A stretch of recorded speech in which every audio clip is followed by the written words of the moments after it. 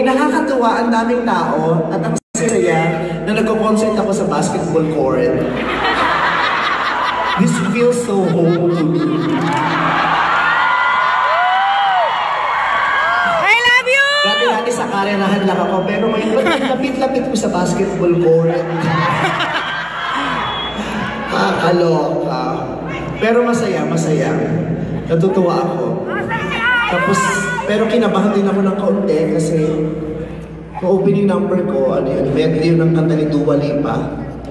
Tapos nung tumingin ako sa audience, parang wala pa sa 1/4 ng nakakaalam ng kanta. Iligid-ligid ko ang aking mga mata, lalong-lalo na sa mga nasa unahan. Senior citizens na yun pala.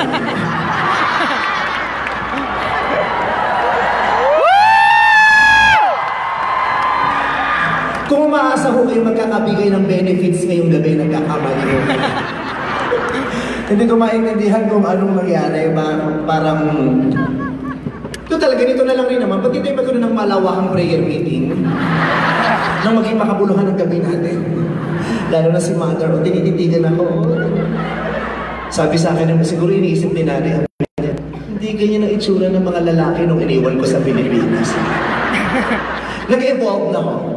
Ganito na ako ang itsura ng mga lalaki sa Pilipinas. Pati MMDA, ganito na ang uniform. Oo, pati mga sundalo, ganito na ako. Kaya kung babalik kayo sa Pilipinas, baka maguluhan kayo, ganito na ang itsura ng mga pangkaraniwang lalaki. Tingnan mo, pati mic natin, parang sa misa talaga, no? Parang sa misa yung tunog. Kaya, masaya ako na...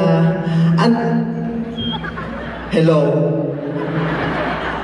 Parang manghingi ako ng obertory. Ba't gano'n yung mikropono? Putay na nyo, ayusin nyo ka. Nakakaya sa mga tao. Okay, siguro sa acoustics ng lugar. Nakakatawa yung tunog ng mikropono. Magsitayo ang lahat. Nakakatawa. Imagine nyo kung ang misa, ito talaga yung ministro. Mga kaibigan, ang buhay sa mundo talaga naman ang natin maunawaan ng mga pagsubok. Nakakatawa yung sound system. Sigurado ba kayong pang-concert yung kinuha nyo? Makakala nyo talaga prayer meeting. Di ba maa-adjust yan? O di ba? Nakasarado na yung bibig ko, may nagsasalita pa. Ang lala. Okay, anyway. I am just so happy that you all chose to spend your Sunday night with me ngayong araw na ito. At masayang-masaya ho ako dahil ang dami niyong pwedeng gawin today. Actually, ang agang nagsimula ng preparation niyo just to be here. Dumating ako rito for sound check. May mga nakapila na sa labas. Actually, mas maaga nga kayo dumating kaysa sa sound system.